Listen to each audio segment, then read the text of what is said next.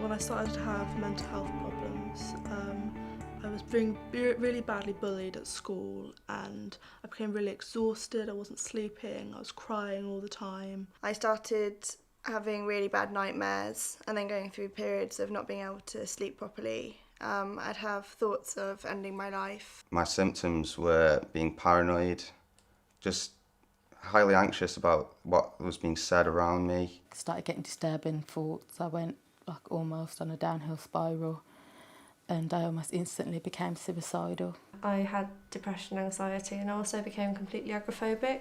I was literally unable to go out the house, sometimes unable to move from room to room. It was my mum who said to me, "I think you might have depression," and we went to the doctor and she diagnosed me with anxiety and depression.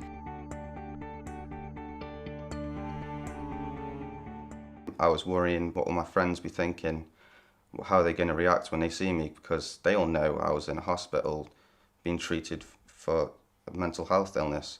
A lot of my friends told me that around school loads of rumours were going around about me, and one particular person came up to a friend of mine and said, "You can't be friends with her, she's a psycho."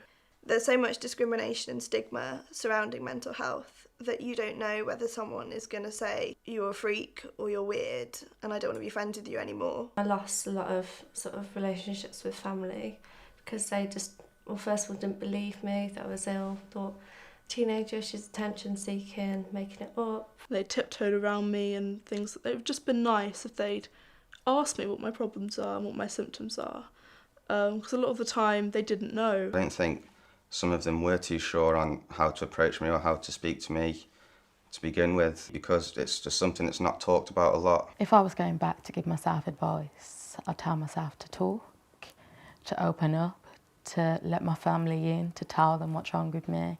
The main thing for young people is that they need to be educated about what mental health is. It needs to be spoken about in schools. Listening and talking and having open, honest conversations is always the first step. All my friends were just like, "Thank you so much for finally telling us," and we all had a good chat about it, and it was really, really nice. I'm really glad my friends and family did come to visit me. It played a big part in my recovery.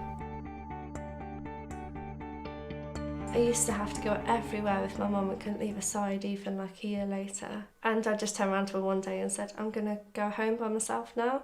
Day-to-day symptoms are still a struggle, but I feel like I'm better equipped to deal with them now. Everyone takes time to recover from illness, whether it's a mental illness or a physical illness, and shouldn't be treated any different for either way. I'm still me, whether or not I have anxiety and depression. That doesn't change who I am. I think recovery is definitely achievable, whoever you are, or however bad your illness is. Just a matter of time, really. Some people don't want to speak about it because of the taboo and because of cultural background, but I think that if we made this an open subject and something that is asked generally, then we can move forward.